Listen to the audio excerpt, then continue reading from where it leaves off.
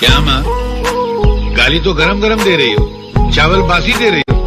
ऐसा चावल चूहे नहीं खाते, तुम मेरे को खिला रही हो। अरे चाचा, तू कहीं का महाराजा नहीं, भिखारी है भिखारी। तो क्या हुआ, इस संसार को चलाने के लिए राजा और भिखारी दोनों जरूरी हैं।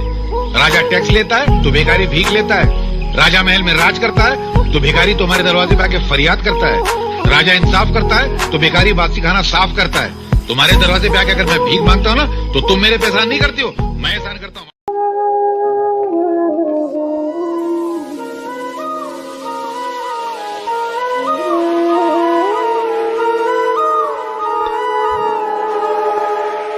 ये क्या बाबूजी, फिर प्याज और रोटी?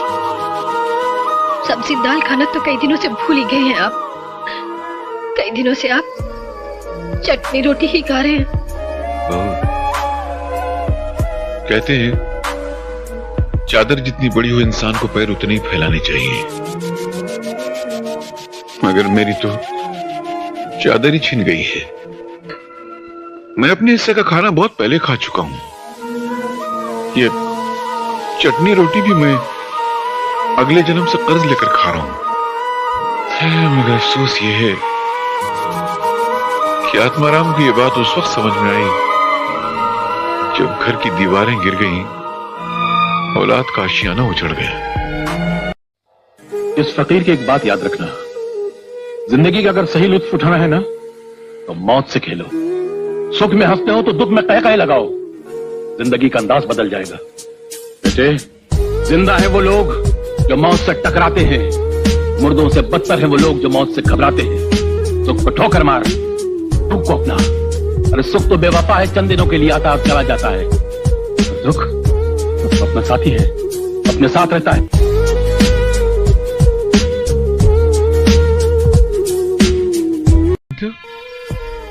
इस दुनिया में इंसान का सबसे बड़ा दोस्त कौन है? दुख है? इस दुख को इंसान से इतनी मोहब्बत होती है कि हर घड़ी इंसान के सीने से चिमटा हुआ रहना चाहता है। ये वही दुख है जो कभी रोटी का दुख बनकर आता है, कभी नौकरी का दुख बनकर आता है, कभी बीवी का दुख बनकर आता है, तो कभी औलाद का दुख बनकर आता है। एक अकेला दुख है जो चेहरे बदल बदल कर इंसान के सीने से चिमटा हुआ रहना चाहता है, मगर इंसान इतना बेवकूफ है कि उस वफादार दोस्त को ठुकरा कर बेवफा सुख की तलाश में भटकता रहता है। अरे सुख तो बेवफा तवाइफ की तरह है, जहां जिसके पास कल उसके पास। अगर इंसान दुख से दोस्ती कर ले तो फिर जिंदगी में कभी उसको सुख की तमन्ना ही नहीं रहेगी। जहां तक मेरे कंजूस होने का संबंध है, मैं इस लफ्ज़ से बुरा नहीं मानता, लेकिन मैं आपसे पूछता हूं, एक मां जिसके कई बच्चे हों और आप जाकर उस मां से उसका एक बच्चा मांगे, वो मां अपना बच्चा आपको देगी? कभी नहीं देगी। इसी तरह मैं भी अपनी मेहनत से कमाए हुए अपने एक एक पैसे को अपनी औलाद समझता हूँ। अगर वो माँ अपना बच्चा नहीं देगी तो मैं भी अपना बच्चा आपको मुफ्त में नहीं दूंगा।